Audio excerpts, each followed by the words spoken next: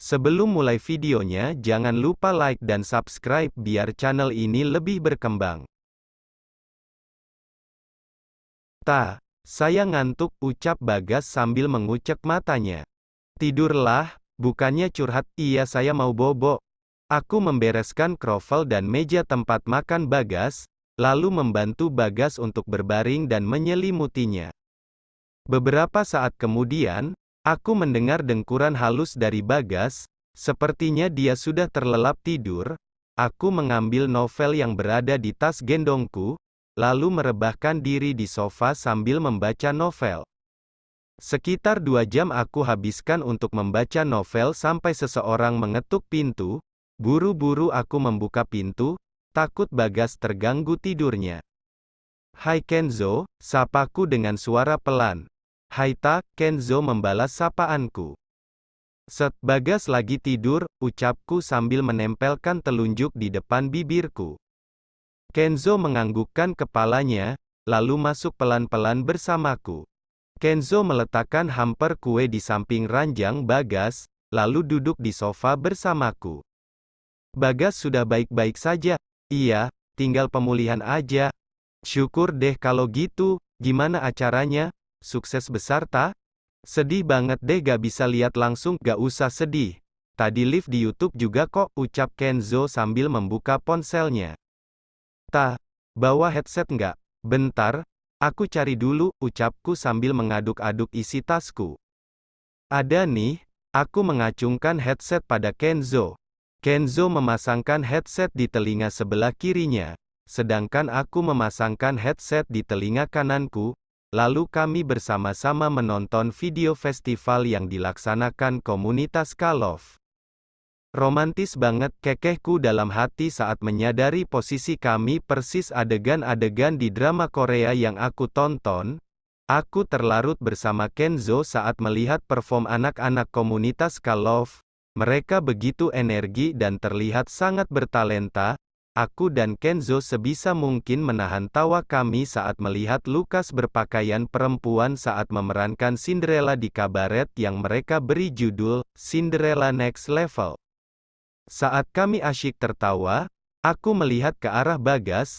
Ternyata dia sudah bangun entah sejak kapan.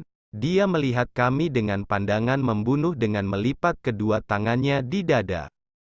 Bapak udah bangun," ucapku sambil melepaskan headset di telingaku. "Udah bangun dari tadi," sinis Bagas. "Gimana kabar lu?" tanya Kenzo pada Bagas. "Bisa lihat kan keadaan gue sekarang?" Bagas menjawab dengan ketus. "Kenapa tuh bocah?" Kenzo bertanya padaku. "Gak tahu, dari tadi emang marah-marah mulu," jawabku. "Sorry ya Zo, gara-gara gue sakit. Kencan lu sama Lita batal," ucap Bagas. "Santai aja, siapa juga yang bisa nolak penyakit," jawab Kenzo santai. "Nih si Kenzo kenapa lagi gak klarifikasi kalau kita bukan kencan?" batinku. "Anak-anak tadi udah kesini?" tanya Kenzo. "Udah," jawab Bagas singkat. "Dani, Fadil, Farel sama Elena nengok pas siang-siang, kalau Lea sorean nengoknya," tambahku. "Oh," Kenzo membulatkan mulutnya. "Ta, gue mau pipis," Bagas menyingkapkan selimutnya. Aku bangkit dari sofa, namun tanganku dicekal oleh Kenzo. "Biar aku aja yang bantu," ucap Kenzo. "Gak mau," tolak Bagas. "Gak usah resek deh, udah untung ada yang bantuin," cibir Kenzo. Bagas mencebikkan bibirnya. Kenzo dengan telaten memapah Bagas sampai ke toilet. "Adem banget lihat akur kayak gitu, kekehku." Saat Bagas berada dalam toilet, perawat memberikan makan malam untuk kami. "Zo, suapin Bagas sekalian ya," pintaku saat Kenzo memapah Bagas untuk kembali ke ranjangnya. "Dikasih hati minta jantung kamu," desis Kenzo. "Kalau bantuin itu jangan setengah-setengah Zo, kekehku." "Emang lu gak bisa makan sendiri?" tanya Kenzo pada Bagas. "Gue bisa makan sendiri," jawab Bagas dengan ketus. Aku merakit meja makan pasien dan menghidangkan makanan untuk Bagas, sedangkan Kenzo ruangan karena menerima telepon. "Kamu gak makan?" tanya Bagas padaku. Bapak aja duluan, jawabku. Daripada kamu gak ada kerjaan mending nyuapin saya. Tadi katanya bisa makan sendiri. Gas. Gue cabut duluan ya, ayah nyuruh gue pulang. Lu cepet sembuh, ucap Kenzo setelah menerima telepon. Makasih udah nengokin gue. Ucap Bagas pada Kenzo. Gue bawain kue kesukaan elu, jangan lupa dimakan. Kenzo menunjuk hamper kue yang dia bawa. Setelah berpamitan, Kenzo meninggalkan ruang inap Bagas. Bagas membuka mulutnya. Ini lama-lama saya jadi alih profesi jadi babysitter, ucapku sambil menyuapkan makanan ke mulut Bagas. Sini, piring makanan kamu, pinta Bagas sambil mengunyah makanannya. Mau ngapain? Tanyaku. Kayaknya menu makanan kamu lebih enak. Aku mengambil piring berisi makan malamku ke hadapan Bagas. Dia dengan semangat mencomot spaghetti dan steak yang berada di piringku. Bagas menyuruhku untuk membuka mulut. Saya bisa makan sendiri, tolakku. Buka mulutnya, perintah Bagas. Dengan terpaksa aku membuka mulutku. Bagas dengan semangat menyuapiku. Ini gimana konsepnya sih Pak? Kita kan bisa makan sendiri-sendiri. Kenapa harus saling nyuapin sih? Ucapku sambil mengunyah makanan. Terserah saya dong.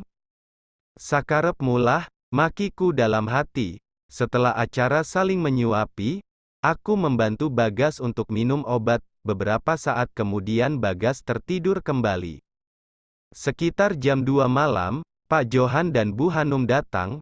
Pak Johan dan Bu Hanum mengucapkan banyak terima kasih padaku. Setelah menjelaskan kondisi Bagas, aku pamit pulang. Pak Johan memerintahkan Pak Harto untuk mengantarku pulang sampai ke apartemen.